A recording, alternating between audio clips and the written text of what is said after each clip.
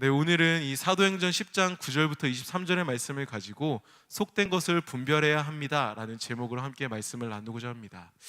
여러분, 오늘 우리가 함께 읽었던 이 말씀은 사도행전입니다. 잘 알고 계시겠죠? 네, 잘 알고 계실 거라 생각되는데, 특별히는 이제 사도 베드로가 고넬료라는 이름의 그 사람을 찾아가려고 하는 그 시작점이 오늘 말씀의 주된 내용입니다. 그래서 오늘 말씀을 자세히 나누기에 앞서서 본문에서 나타났던 어떤 지칭했던 두 인물이죠, 베드로와 고넬료, 이 두 사람에 대해서 우리가 먼저 좀 자세히 알아보고 싶습니다. 여러분, 먼저 베드로는 어떤 사람입니까? 우리는 굉장히 잘 아는 사람일 거예요. 베드로 하면 딱 떠오르는 어떤 이미지가 있죠. 뭐 어부도 있고, 또 뭐 물 위를 걸었던 사람이기도 하고, 또 뭐 예수님한테 이제 예수님이 십자가에 달릴 거다라고 얘기했을 때 예수님 십자가 달리시면 안 됩니다 라고 했던 사람이기도 하고, 또 뭐 이제 예수님을 이렇게 잡으러 온 어떤 사람의 귀를 이렇게 싹 잘랐던 사람이기도 하고, 또 이렇게 좀 약간 흑역사긴 한데 예수님이 십자가 달렸을 때 이렇게 3번 부인하기도 하죠. 베드로는요, 이런 어떤 사건들의 모습을 봤을 때, 또 그 사람의 직업을 봤을 때 우리가 좀 유추해 볼 수 있는 것이 있다면, 베드로라는 사람의 성격은요, 되게 얌전한 성격은 아닐 거라는 겁니다. 베드로가 굉장히 차분하고 조신하고 약간 좀 이렇게 소극적이어서 예수님 십자가 달리시면 안 돼요, 이런 성격은 아니었다는 거죠. 그래서 어부여서 그런지 베드로는 꽤나 약간 터프한, 그리고 귀 자르는 모습을 보면서 약간 좀 다혈질적인, 그러면서도 되게 어떻게 보면 굉장히 우직한 충성스러운 모습을 보였던 게 베드로가 아니었나 생각이 됩니다. 그렇다면 여러분, 고넬료라는 사람은 어떤 사람이었을까요? 오늘 함께 읽은 본문에서는요, 이제 백부장 고넬료라고 이야기를 하고 있습니다. 아시는 분들은 아시겠지만 그 백부장이라는 건 뭐냐면 한 100명 정도 되는 그 군대의 장을 이야기합니다. 그래서 이제 우리 군대 갔다 온 청년들은 아시겠지만 뭐 중대장급이라고 생각하시면 좋을 것 같아요. 한 중대장급 되는 사람인데, 지금으로 치면 그쯤 되었던 사람인 군인이었던 그 고넬료라는 사람은 오늘 성경에서 어떤 사람이라고 이야기하고 있을까요? 사도행전 10장 2절에 보면 굉장히 잘 나와 있는데요, 제가 한번 읽어보겠습니다. 사도행전 10장 2절입니다.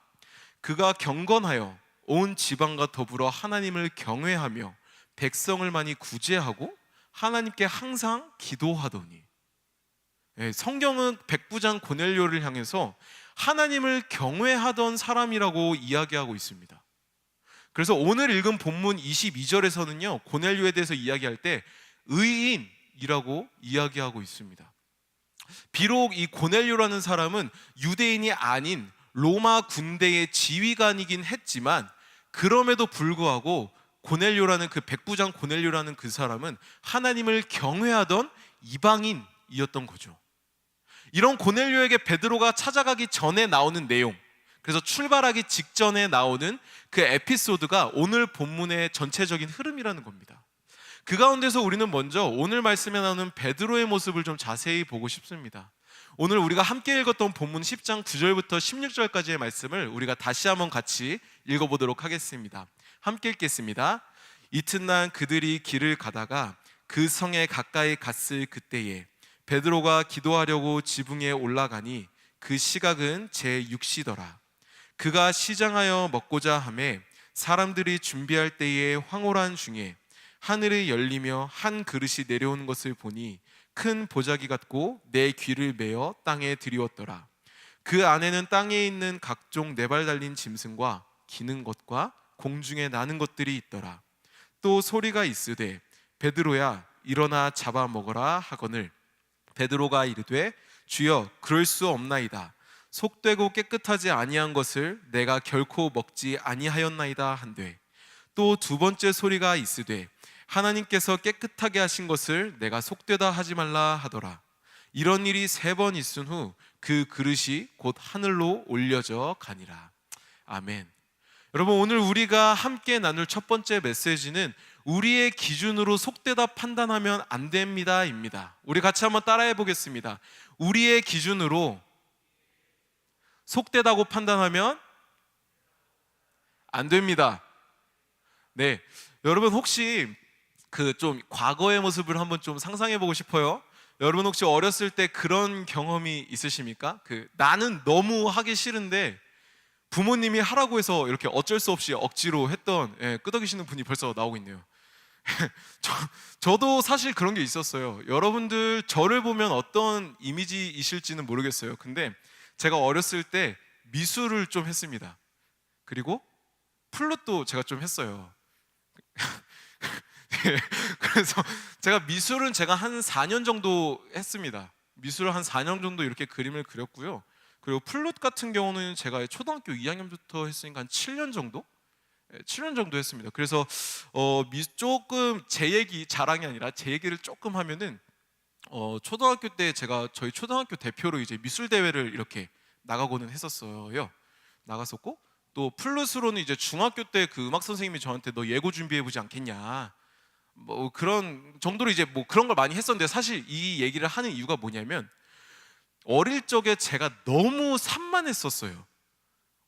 그런 청년들이 있는지 모르겠어요. 저는 사실 3걸음 이상을 걷질 않았었어요. 그래가지고 한 4걸음부터 이제 무조건 뛰어다녔었습니다. 그래서 항상 이마에, 목에, 등에 항상 땀이 송골송골 맺혀 있었고, 이런 저를 보고 부모님께서는 얘를 좀 정적인 인간으로 좀 바꿔야겠다, 얘가 이렇게 가면 나중에는 이게 좀 힘들겠다 판단을 하셨나 봐요. 그래서 저를 어머니께서는 미술과 플룻을 제게 이제 시키셨습니다.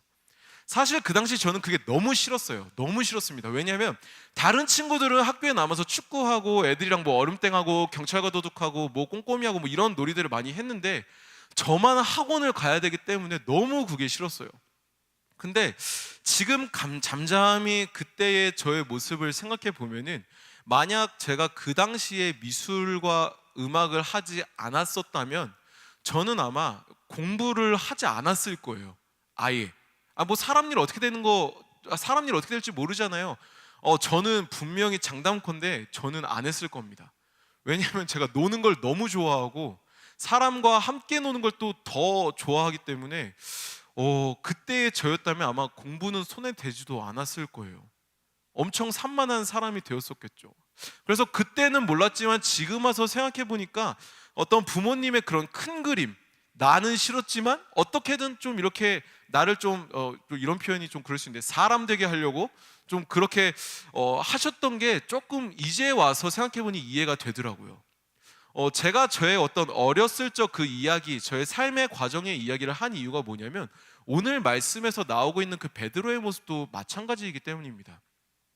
여러분, 오늘 말씀에서 베드로는요, 주님이 먹으라고 보여주신 것을 속되다고 깨끗하지 않은 것이라고 얘기합니다.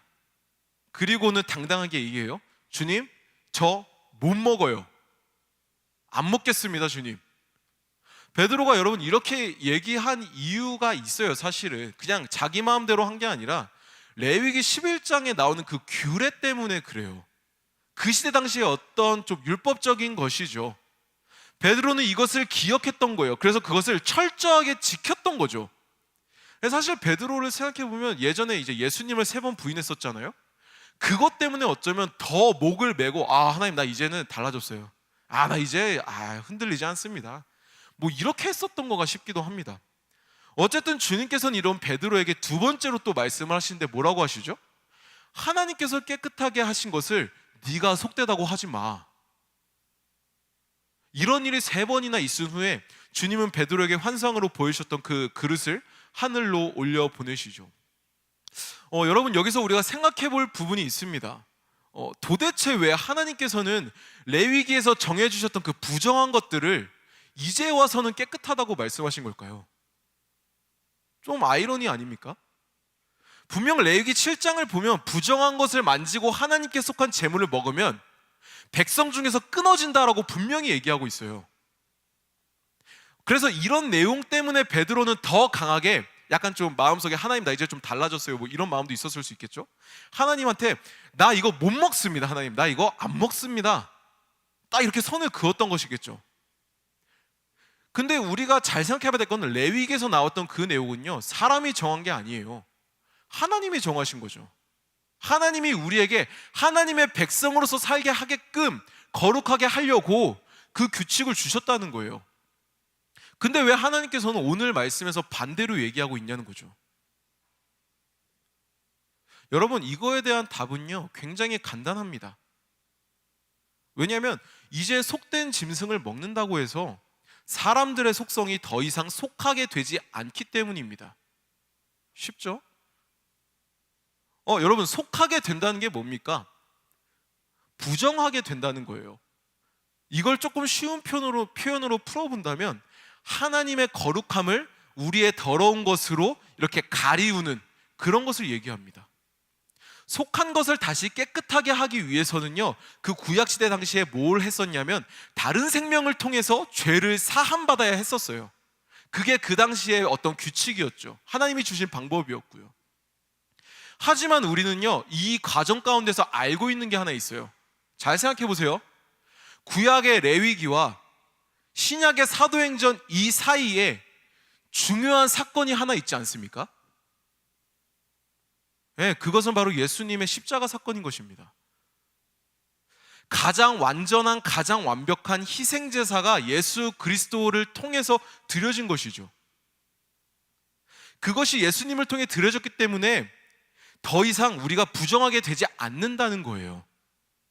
그 희생제사는 우리를 더 이상 부정한, 또 속된 죄인된 모습으로 놔두지 않는다는 거예요. 무엇을 통해서도 그 사실이 변하지 않는다는 거예요. 깨끗한 정결한 의인의 모습으로 우리를 바꾸었다는 거죠. 하지만 이 사실에 대해서 하나님께서는 알고 계셨지만 베드로는 몰랐던 거죠. 여러분, 이러한 사실, 이러한 모습, 베드로의 이런 모습이 오늘날 우리에게 주는 의미가 무엇입니까? 하나님께서는요, 때로 우리에게 이런 방식으로도 응답하시고 일하신다는 겁니다. 우리가 당장에 이해하기 힘든 기도 응답도 우리에게 주신다는 거예요.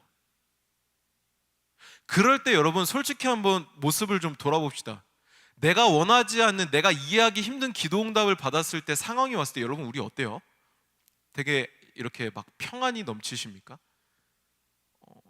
그러신 분들도 계실 수 있어요. 근데 저는 그렇지 못하더라고요. 제 안에서 굉장히 원망의 소리가 나오더라고요. 왜 원망의 소리가 나올까요? 여전히 내 안에 나의 기준과 나의 경험이 살아 숨쉬고 있기 때문에 그렇습니다. 나의 주장과 나의 기대가 하나님의 인도하심과 마찰을 일으켜서 열이 나고 소리가 나고 그렇게 되었다는 거죠. 여러분, 여기서 우리가 기억해야 될 게 있다면은, 이런 가운데서 우리에게 꼭 필요한 것은 다른 어떤 것이 아니라, 나의 강한 의지가 아니라, 나의 어떤 삶의 루틴이 아니라, 이런 가운데 가장 우리에게 필요한 것은 바로 믿음이라는 겁니다. 여러분, 믿음에 대해서 이야기를 하면 가장 먼저 떠오르는 인물이 한 명 있을 겁니다. 네, 바로 아브라함이죠. 성경에 나오는 아브라함의 모습은요, 믿음이 무엇이지? 믿음이 뭐야? 믿음이라는 개념이 도대체 뭐야? 를 생각할 때 좋은 본을 보여주고 있습니다. 이 시간 우리가 두 구절을 좀 같이 보고 싶은데요, 먼저 창세기 12장 1절의 말씀을 좀 우리가 같이 보고 싶습니다. 창세기 12장 1절 우리가 같이 읽어보겠습니다. 시작. 여호와께서 아브라함에게 이르시되 너는 너의 고향과 친척과 아버지의 집을 떠나 내가 내게 보여줄 땅으로 가라. 아멘. 여러분, 하나님께서 아브라함에게 확실히 어떤 정해진 장소나 방향도 없이 그냥 보여줄 곳으로 가라고 하십니다. 심지어 누구랑 이렇게 같이 가라고 하지도 않아요. 고향 친척 아버지의 집을 뒤로 한 채 가라고 해요. 어떤 장치를 갖고 가라고 하지 않는다는 거예요. 이건 여러분, 이런 하나님의 말씀 사실 어떻게 보면 되게 좀 이해가 가지 않죠. 하나님 보여준도 아니고 보여줄 땅으로 가라는 건데 그래도 최소한의 뭐 좀 이렇게 갖고 가야 되지 않겠습니까? 저라면 그랬을 것 같아요. 그런데 오늘 이 말씀에서, 오늘 우리에게 주신 성경에서 나오는 아브라함은요, 그런 모습을 보이지 않습니다. 이 시간 우리가 함께 히브리서 11장 8절의 말씀을 우리가 좀 같이 읽어보기를 원합니다. 히브리서 11장 8절 함께 읽겠습니다. 시작. 믿음으로 아브라함은 부르심을 받았을 때에 순종하여 장래의 유업으로 받을 땅에 나아갈새 갈 바를 알지 못하고 나아갔으며. 아멘. 확실히 정해진 장소나 방향도 없이 그냥 보여줄 땅으로 가라고 하셨던 하나님이십니다. 굉장히 무책임하게 느껴질 수 있는 부분이에요. 우리의 입장에서 봤을 때. 이런 하나님의 음성이 납득이 가지 않고 이해가 가지 않아서 답답하게 느껴졌을 수 있어요. 왜입니까? 오늘 히브리서에서는 분명히 얘기하고 있어요. 아브라함이 갈 바를 알지 못하고 나아갔다고요. 하지만 아브라함이 보여준 모습은 어떤 모습입니까? 8절 처음에 나오는 한 문장을 우리는 주목해야 됩니다. 믿음으로. 무엇을 믿음으로? 하나님을 믿음으로. 여러분, 이런 아브라함의 모습이 지금 시대를 살아가는 우리들에게 굉장히 중요하고 꼭 필요한 모습이라는 겁니다. 오늘 말씀처럼 하나님의 응답이 우리의 기준과 우리의 지식 그리고 우리의 기대와 달라서 어려울 때가 우리의 삶 가운데 분명히 있어요. 분명히 있습니다. 그러한 순간에 우리에게 필요한 것이 뭐냐면요, 믿음이라는 거예요. 믿음.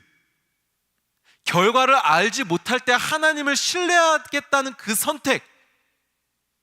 선택이 바로 믿음이라는 겁니다. 여러분, 우리가 잘 알아야 돼요. 잘 알아야 되는 게 뭐냐면, 믿음이라는 단어는요, 반드시 무언가와 관계되어 있습니다. 뭐라고요?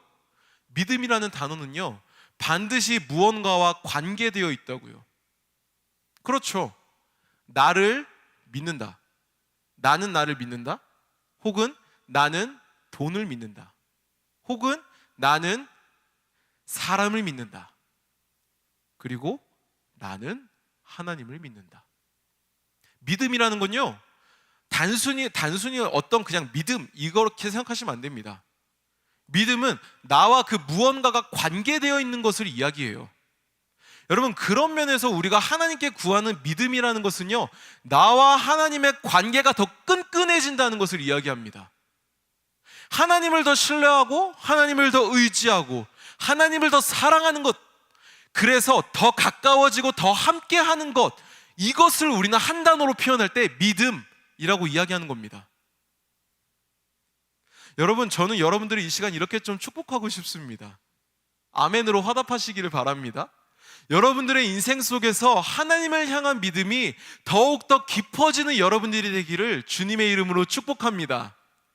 그래서 모든 상황, 모든 환경 속에서 하나님을 믿음으로 승리의 삶을 걸어가는 우리 공동체가 되기를, 여러분들이 되기를 주님의 이름으로 축복합니다.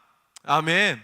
이 시간 우리가 두 번째로 오늘 본문 사도행전 10장 17절부터 23절까지의 말씀을 우리가 같이 나누고 싶습니다. 우리가 함께 읽어보겠습니다. 함께 읽겠습니다. 시작.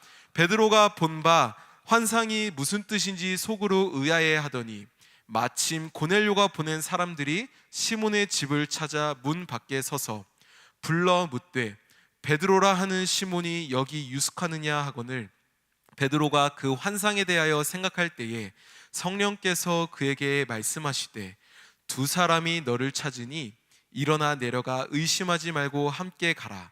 내가 그들을 보내었느니라 하시니 베드로가 내려가 그 사람들을 보고 이르되 내가 곧 너희가 찾는 사람인데 너희가 무슨 일로 왔느냐? 그들이 대답하되 백부장 고넬료는 의인이요 하나님을 경외하는 사람이라. 유대 온 족속이 칭찬하더니 그가 거룩한 천사의 지시를 받아 당신을 그 집으로 청하여 말을 들으려 하느니라 한데, 베드로가 불러들여 유숙하게 하니라. 이틀날에 일어나 그들과 함께 갈새 욥바에서 온 어떤 형제들도 함께 가니라. 아멘.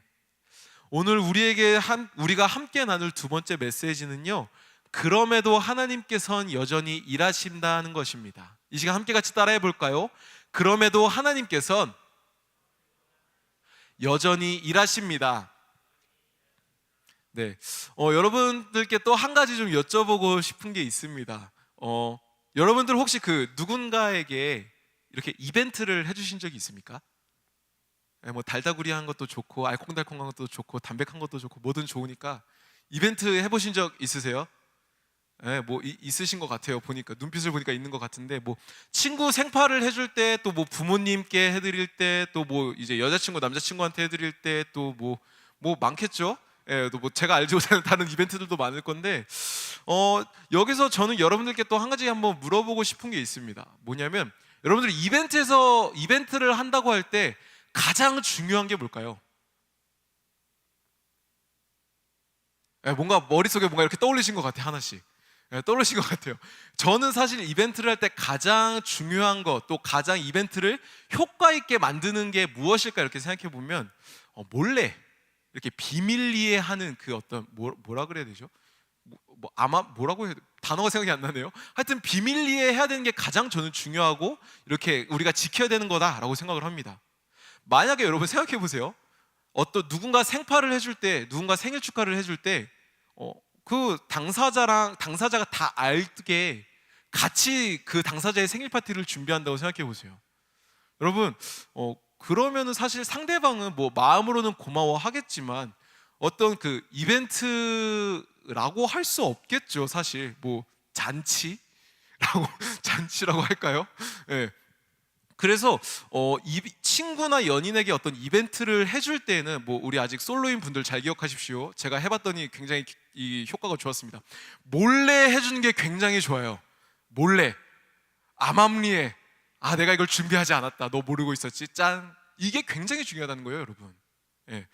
그래서 하지만 여러분 이런 이벤트를 준비할 때는요, 여러분 해보신 분들 알겠지만 사실 굉장히 많은 수고와 노력이 필요합니다. 쉽지 않더라고요. 예.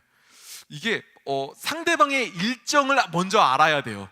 얘가 이때 여기로 오냐 안 오냐부터 시작을 해서 얘가 언제 뭐 집에 들어오냐, 뭐 얘가 이걸 갖고 있냐 안 갖고 있냐, 뭐 다 알고 있어야 된다는 거예요. 이 앞에 네, 뭔가 있는 것 같습니다. 앞에 두 부부에게. 네. 이런 굉장히 상대방의 감정과 상대방에게 필요한 것, 상대방이 좋아하는 취향 등 하나하나 고려해서 그것도 몰래 준비해야 되는 게 뭐다? 이벤트다. 여러분, 제가 이런 이벤트에 대해서 갑자기 얘기했던 이유가 뭐냐면요, 뭐 여러분들 나중에 이렇게 하십시오도 있지만 오늘 말씀에서 나오는 하나님의 일하심이 약간 이 이벤트와도 되게 비슷하다는 겁니다. 여러분, 앞에서 읽었던 본문 중에서 우리가 주목해야 할 부분이 있어요. 17절 중간에 보면요, 성경에 이런 표현이 나옵니다. 마침 고넬료가 보낸 사람들이 시몬의 집을 찾아 문 밖에 서서. 마침 고넬료가 보낸 사람들이 시몬의 집을 찾아 문 밖에 서서. 여러분, 베드로가 본 환상을 놓고 베드로 스스로 되게 의아해하고 있었어요. 이게 도대체 뭔 소리야, 하나님 나한테 뭔 말씀하신 거야? 모르겠네, 이거 뭐지? 이런 상황이었다는 거예요. 그때 마침 고넬료가 보낸 사람들이 집 문 밖에 딱 도착을 했다는 거예요. 그 사람들이 베드로가 이 집에 있냐고 물어봅니다. 그러자 환상에 대해서 계속 이해가 가지 않아서 이렇게 아리송해했던 베드로에게 때마침 성령님께서 또 말씀하십니다. 두 사람이 너를 찾아왔으니까 내려가서 의심하지 말고 그 사람들을 만나봐. 내가 보낸 사람들이야. 만나봐 한번. 이렇게 성령님께서 베드로에게 말씀하십니다. 그래서 베드로는 내려가서 그 두 사람과 아무 의심 없이 만남을 가지고 고넬료를 향해서 떠납니다. 여러분, 이 장면 한번 생각해 보세요. 여러분, 이 장면이 우리에게 어떤 의미를 주는 것 같습니까? 그럼에도 하나님은 여전히 일하고 계신다는 겁니다. 앞서 우리가 같이 따라했던 것처럼 말이죠. 이게 무슨 말이냐면 우리가 납득이 가지 않아서 어려워하고 고민하고 있는 그 순간 속에서도요, 하나님께서는 여전히 일하고 계신다는 겁니다. 하나님께서는 그냥 우리를 이 지구라는 별에 뭐 금호동이라는 곳에 이렇게 그냥 딱 놔두시고 모른 채 하시는 그런 분이 아니라고요.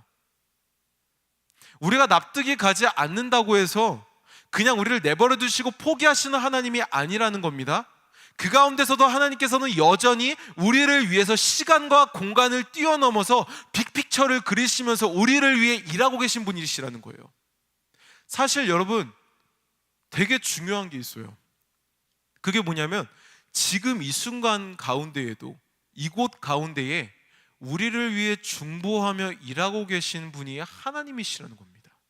그 하나님이 지금 우리와 함께하고 계시다는 겁니다. 정확히 표현하면 어떤 하나님이시냐면 성령 하나님입니다.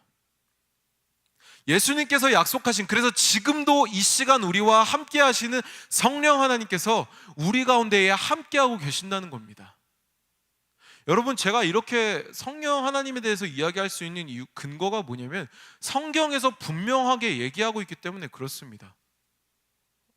요한복음 14장 26절은요 성령 하나님에 대해서 이렇게 얘기하고 있습니다. 제가 한번 읽어보겠습니다. 요한복음 14장 26절입니다. 보혜사 곧 아버지께서 내 이름으로 보내실 성령, 그가 너희에게 모든 것을 가르치고 내가 너희에게 말한 모든 것을 생각나게 하리라. 또한 로마서 8장에서는요 성령 하나님에 대해서 이렇게 증언하고 있습니다. 로마서 8장 26절입니다. 제가 읽어드리겠습니다. 이와 같이 성령도 우리의 연약함을 도우시나니 우리는 마땅히 기도할 바를 알지 못하나 오직 성령이 말할 수 없는 탄식으로 우리를 위하여 친히 간구하시느니라. 아멘. 여러분, 우리의 상황이 힘들고 어렵다고 해서 하나님이 없다고, 하나님이 나를 포기했다고, 하나님이 부재하셨다라고 섣부르게 판단해서는 안 됩니다. 또한 그분의 일하심에 대해서도 하나님 도대체 일하시긴 하시는 거야? 아니야, 하나님 살아 계시긴 한 거야? 라고 의심해서는 안 됩니다. 내 기준으로 자신의 삶의 상황 가운데 함께하고 계신 그 하나님을, 하나님이 인도하시고 계신 그 상황을 속되다고 판단해서는 안 된다는 겁니다. 여러분, 우리가 인지할 수 있어야만 존재한다고 믿는 것은요 하나님이라는 존재를 우리 기준 안에 가두는 행위밖에 안 됩니다. 우리가 인지할 수 없다고 해서, 이해할 수 없다고 해서 하나님이 없는 게 아니라고요. 지금도 우리를 위해서 중보하시는 성령 하나님이 우리 안에 계심을 지금도 이 순간, 이 공간 가운데에, 이 시간 속에 함께하고 계신다는 것을 우리는 마음속에 단단히 새겨야 한다는 것입니다.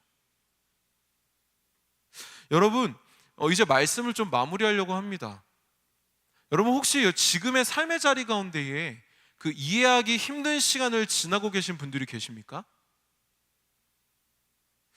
도대체 나한테 왜 이런 일이 발생한 거지? 도대체 나한테 왜 이런 문제가 다가온 거야? 나 그래도 하나님 앞에 나름대로 열심히 살았는데? 나 나름대로 열심히 예배했고 기도했고 말씀 받는데 도대체 왜 나한테 이런 시간을 지나고 계신 분들이 계시다면 두 가지를 꼭 기억하십시오. 우리의 기준으로 지금의 상황이 끝이라고, 지금의 상황이 속된 상황이라고 판단하지 마십시오. 지금도 우리를 위해서 일하고 계신 성령 하나님께서 우리와 함께 하십니다. 하나님께서 여러분들과 함께하고 계시며 그 상황을 들어 사용하심으로써, 여전히 인도하심으로써 그 아름답고도 놀라우신 하나님의 영광을 여러분들의 삶을 통해 드러내실 것입니다. 또한 여러분들을 향해 속되다고 평가하는 세상의 소리로부터 여러분 스스로 속지 마십시오. 여러분들은 그리스도로 인해, 예수 그리스도로 인해 정케된 존재입니다. 깨끗하게 된 존재입니다. 의인이 된 존재라는 겁니다. 이것은 사실이고 진리이며 그 어떤 것으로도 폄하될 수 없고 그 어떤 것으로도 무너지지 않으며 그 어떤 것으로도 훼손될 수 없는 사실입니다. 사실 제가 이제 이렇게 하고 이제 말씀을 이제 마무리를 지어야 되는데요. 그냥 제 한 가지 간증을 좀 이렇게 하고 싶습니다. 저는 여러분들이 봤을 때 어떻게 보이실지 모르겠지만 저에게도 참 많은 아픔들이 있었습니다. 아시는 분들은 아시겠지만 저에게는 공황장애가 있었어요. 굉장히 심해서 이제 정신과 치료를 같이 받았었죠. 사실 그 공황장애가 왔을 때 그냥 공황장애만 온 삶의 모습, 삶의 상황이 아니었습니다. 저의 삶자리 가운데는 다른 문제들이 있었어요. 저희 어머니는 유방암 3기에서 4기를 넘어가는 과정이 있었습니다.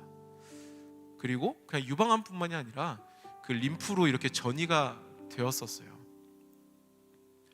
또 저희 아버지께서는 사업에 실패하시고 저와 같이 공황장애를 겪고 계셨습니다. 아버지는 저보다 더 심해서 약을 드시고 계셨죠. 자살 시도도 몇 번 하셨고요. 또 저희 할머니께서는 치매가 오신 상태에서 계단에서 넘어져 고관절이 부러지셨습니다. 그래서 침대에 매일 누워 계셨고 몸을 이렇게 뒤척여주지 않으면 등에 욕창이라는 것이 나서 고름이 날 수밖에 없는 상황이었습니다. 대소변도 저희가 갈아드려야 됐고요. 또 저희 누나도 해외에 있다가 어려움과 아픔으로 인해서 다시 돌아왔던 상황이 저희 삶의 과정이었습니다. 근데 그 자리 가운데서 하나님께서는 저를 부르셨습니다. 제가 세워왔던 기준들, 제가 세워왔던 안전장치들, 제가 세워왔던 고집들, 성벽들을 하나님께서는 하나씩 하나씩 무너뜨리셨습니다. 그런데 그 무너뜨리는 과정 속에서 너무나 감사하고 소중했던 것은 하나님께서는 그런 고난의 시간을 걸어가고 있는 저의 삶 가운데에 찾아와 일하시더라고요. 경제 활동이 없는 저희 가정이었습니다. 그런데 여기서 저기서 너무나 신기하게도 쌀을 주시더라고요. 반찬을 주시고 떡을 주시고, 이게 너무 신기하더라고요. 저도 아버지와 너무나 갈등이 심해져서 집을 나와서 혼자 살게 되었는데 집세가 없었어요. 사실 보증금 내니까 돈이 없더라고요. 근데 너무나 감사하게도 여기서 저기서 그 집세를 채워주시더라고요. 그래서 정말 돈 걱정 없이 그냥 묵묵히 공부를 할 수 있었습니다. 그리고 저희 할머니도 너무나 감사하게 등에 욕창이 없이 그 시간을 잘 보내시고 하나님을 영접하시고 천국으로 올라가셨습니다. 뭐 전도사님이니까 그렇게 하신 거 아닙니까? 라고 생각하실 수도 있을 것 같아요. 근데 아니요. 여러분들 기억하십시오. 그때 제가 하나님께 올려드렸던 고백은 뭐였냐면요, 하나님 당신이 정말 선한 존재가 맞습니까? 였습니다. 그런데 지금 와서 그 과정을 돌아보면서 생각해보니 하나님께서 일하고 계셨더라고요. 누군가의 눈물을 함께 울어주기 위해서 그 시간을 제게 허락하셨고, 누군가의 아픔에 함께 걸어가게 하기 위해서 제게 그 시간을 허락하셨고, 누군가의 쓰러진 그 자리 가운데에 함께 일으키기 위해서 저를 그 자리로 부르셨더라고요. 여러분, 어떤 삶의 자리를 걸어가고 계십니까? 어떤 삶의 걸음을 걸어가고 계십니까? 그 가운데서 여러분들은 하나님을 어떻게 부르고 계십니까? 여러분 마음속에 꼭 새기시기를 소망합니다. 지금 그 여러분들의 삶의 자리 가운데에 하나님께서 함께하고 계십니다. 하나님을 볼 수 없을 만큼 아프고 힘든 시간을 걸어가고 계신 분들, 용기를 잃지 마십시오. 하나님께서 여러분들의 그 삶의 자리 가운데에 함께하고 계십니다. 아픔의 자리를 걸어가고 계신 분들, 포기하지 마십시오. 성령 하나님께서 여러분들과 함께하고 계십니다. 여러분, 이 시간 우리가 함께 이 말씀을 같이 기억하면서 우리가 함께 같이 기도하고 싶습니다. 제가 아까 여러분들에게 함께 나눴죠. 지금 이 시간 가운데에 다른 어떤 것이 아니라 성령 하나님께서 우리와 함께하고 계시다고요. 이 시간 우리가 성령 하나님을 의지하면서 우리가 같이 이렇게 기도하기를 원합니다. 하나님, 나의 삶 가운데에 찾아와 주시옵소서. 하나님, 나의 삶의 자리 가운데에 주님 찾아와 주시옵소서. 누구에게도 보이고 싶지 않는 나의 삶의 자리 가운데에, 어느 것에도 맡기고 싶지 않은 내가 붙들어야만 살 것만 같은 나의 삶의 자리 가운데에 주님 찾아와 주시옵소서. 성령 하나님, 나의 연약함 가운데에, 나의 두려움 가운데에, 나의 문제 가운데에, 나의 걱정 가운데에 찾아와 주셔서 주님 나의 삶을 회복시켜 주시옵소서. 성령의 바람으로 나의 삶을 회복시켜 주시옵소서라고 이 시간 우리의 삶을 성령 하나님께 맡겨드리시면서 같이 기도하며 나아가도록 하겠습니다. 기도하시겠습니다. 아버지 하나님 감사합니다. 성령 하나님을 이 시간 우리의 삶 가운데 초청하며 나아갑니다. 성령 하나님 임재하여 주시옵소서. 우리의 연약함 가운데에, 우리의 두려움 가운데에, 우리의 문제 가운데에, 우리의 걱정 가운데에 주님 찾아와 주시옵소서. 성령 하나님 우리 가운데 임재하여 주시옵소서. 여전히 우리와 함께하고 계시는, 여전히 우리의 삶을 인도하고 계시는, 그래서 여전히 우리의 삶을 회복시키시는 성령 하나님 우리가 바라보며 나아갑니다. 주님 오셔서 우리 마음 가운데 찾아와 주시옵소서. 그 누구에게도 보이지 싫었던, 그 누구에게도 나타내기 싫었었던 연약하고도 부족했던 그 모습을 성령 하나님께 맡겨드리며 나아갑니다. 아버지 하나님 오셔서 우리 마음 가운데 다정하사 다스려 주시옵소서. 다스려 주시옵소서. 온전히 우리가 하나님 앞에 맡겨드리겠소. 하나님이 우리의 삶의 기준이 됨으로 말미암아 하나님이 우리의 삶의 인도자가 되심으로 말미암아 하나님이 우리의 삶의 통치자가 되심으로 말미암아 온전히 하나님 앞에 맡겨진 바 되어지는 우리가 되기를 원합니다. 주님 우리 가운데 찾아와 주시옵소서.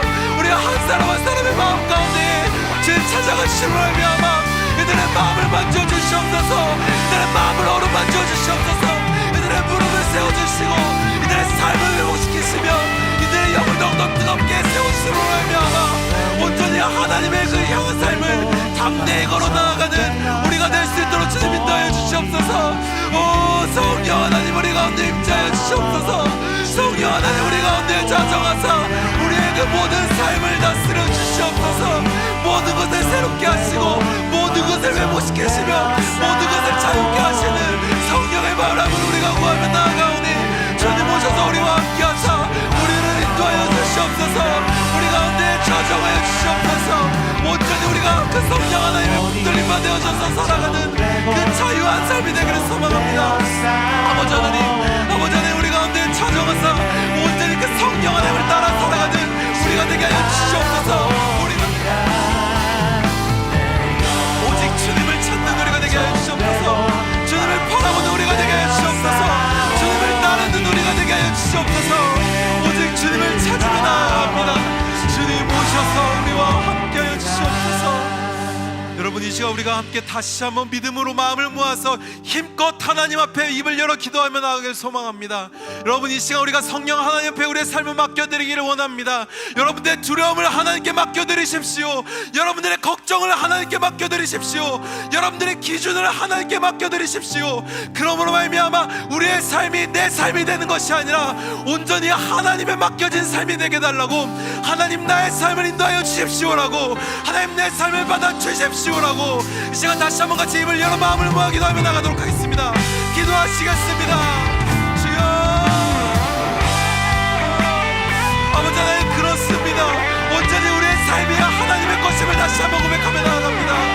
우리의 삶이 하나님의 것임을 우리의 가치관이 내 가치관이 되는 것이 아니라 우리의 가치관에 맡겨진 삶이 되는 것이 아니라 우리 어떤 목표의 삶이 되는 것이 아니라 온전히 하나님의 삶이 되어지길 하나님이 기뻐하시는 삶이 되기를 하나님이 인도하심에 따라 살아가는 삶이 되기를 소망합니다. 주님 우리의 삶을 인도하여 주시옵소서. 우리의 모든 삶을 주님 받아 주시옵소서. 그러므로 말미암아 오직 하나님에 매여 하나님의 사랑에 매여 살아가는 하나님께 붙들림 받아 살아가는 하나님을 기뻐하며 살아가는 하나님께만 만족하며 살아가는 그래서 하나님께만 소망을 두며 살아가는 우리 한 사람 한 사람이 될 수 있도록 주님 인도하여 주시옵소서. 주님만이 우리의 소망입니다. 주님만이 우리의 왕이십니다. 주님만이 우리의 참된 생명이 되십니다. 아버지 하나님 아버지 하나님 아버지 하나님 온전히 하나님이 나의 참된 하나님이 되십니다. 오직 하나님이 나의 참된 하나님이 되심을 고백하며 나아가오니 주님 오셔서 우리의 마음을 다스리시고 우리의 삶을 다스려 주시옵소서. 오직 주님을 찾으며 나아갑니다. 주님을 믿음으로 나아갑니다. 주님을 믿음으로 우리가 나아가오니 주님 오셔서 우리와 함께하여 주시옵소서. 함께 같이 찬양합니다. 믿음 나여 그 위에 서리라. 하나님의 나라는 무너지지 않으니 믿음 나여 그 나라 세워가리라. 다시 한번 우리가 온 마음을 내서 고백하며 나아가길 소망합니다. 믿음 나여 그 위에 서리라.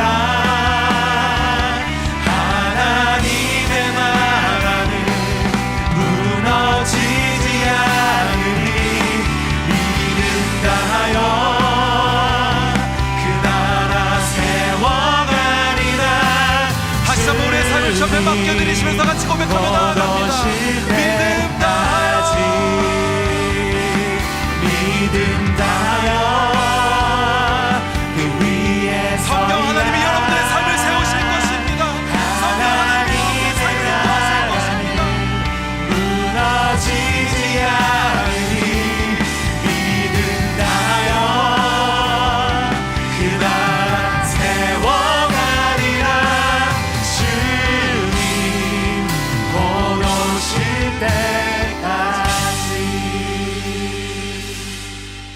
아버지 하나님, 그렇습니다. 우리의 힘으로는 살아갈 수 없는 것이 우리들임을 고백합니다. 우리의 뜻대로는, 우리의 어떠한 기준대로는, 우리의 정욕대로는 이 세상을 살아갈 수 없음을 주님 우리가 고백합니다. 하나님 아버지, 우리의 삶 가운데 찾아와 주시옵소서. 우리가 다른 어떤 것을 붙들고 살아가는 것이 아니라 오직 우리와 함께 하시는, 우리의 삶의 왕이 되시는 성령 하나님만을 우리가 바라보며 살아가길 원하오니 주님 이 시간 우리의 삶 가운데 찾아와 주시어서 우리를 인도하여 주시옵소서. 다른 유혹에 넘어지지 않게 하여 주시옵소서. 다른 것 어떤 것에 흔들리지 않게 하여 주시옵소서. 온전히 우리를 붙들어 세워주심으로 말미암아 우리가 담대히 그 믿음의 걸음을 나아갈 수 있도록 주님 우리를 인도하여 주시옵소서. 아버지 하나님, 우리가 하나님 앞에 귀한 예물을 드렸습니다. 주님, 더 이상 우리가 그 돈에 붙들려 살아가지 않기를 원합니다. 하나님이 우리의 삶을 인도하시는 것임을 우리가 믿음으로 고백하오니 주님 우리의 삶을 다스리시고 인도하여 주시옵소서. 또한 그 예물을 사용하여 주심으로 말미암아 하나님의 복음이 열방 끝까지 전해지는 데 사용되어지도록 주님 그 물질 가운데, 예물 가운데에 함께하여 주시옵소서. 한 주간에 우리의 삶을 주께 맡겨드리며 나아갑니다. 주님 오셔서 우리의 삶을 사용하여 주시옵소서. 우리의 삶을 통하여서 하나님의 복음이 전해지게 하시고 하나님의 나라가 이 땅 가운데에 세워지게 하여 주시옵소서. 함께 해주실 것을 믿으며 거룩하신 예수 그리스도의 이름으로 기도드렸습니다. 아멘. 이 시간 함께 우리가 마지막으로 주기도문 고백하심으로 오늘 예배 마치도록 하겠습니다. 함께 주기도문 고백하겠습니다. 하늘에 계신 우리 아버지, 아버지의 이름을 거룩하게 하시며 아버지의 나라가 오게 하시며 아버지의 뜻이 하늘에서와 같이 땅에서도 이루어지게 하소서. 오늘 우리에게 일용할 양식을 주시고 우리가 우리에게 잘못한 사람을 용서하여 준 것 같이 우리 죄를 용서하여 주시고 우리를 시험에 빠지지 않게 하시고 악에서 구하소서. 나라와 권능과 영광이 영원히 아버지의 것입니다. 아멘.